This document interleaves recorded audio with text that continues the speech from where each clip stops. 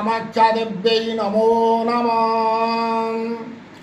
आसंता मार्च 19 तारीख गुरुवार दिन बासंतिक नवरात्र विहित पूजा अनुष्ठित हेब। प्रत्येक शक्तिपीठ मानकर यही नवरात्र पूजा हेब। प्रतिपदा ठारू घट स्थापन घट बसिब रात्रि विहित उपचार पूजा चंडीपाठ होम यज्ञ हेब। यही प्रत्येक शक्तिपीठ मानकर राम नवमी दिन समापन हेब। यही नवरात्र भितरे एवं शैलपुत्री रूपरे माँ प्रतिपदा ठारू पूजा पाइबे। यही भली नवदिन नवदुर्गा मंत्र पूजा हेबे।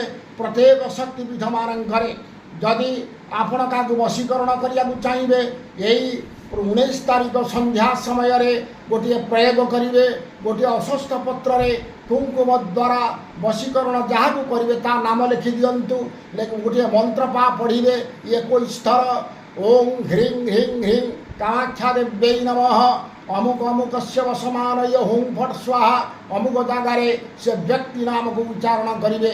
21 थर पढ़ी ताकू अशस्थ पत्र लिखि सारा पर गोटे बेलगछ मूल यही पत्र को नहीं रखिदेवे। मुंडिया मारिकी एक मुहाई पलि आसबे देखिए से व्यक्ति निश्चित वशीभूत हो आपण कथार यह तंत्र शास्त्र निर्देश रही। रोची नमस्कार। जय जगन्नाथ। जय माँ कामाख्या।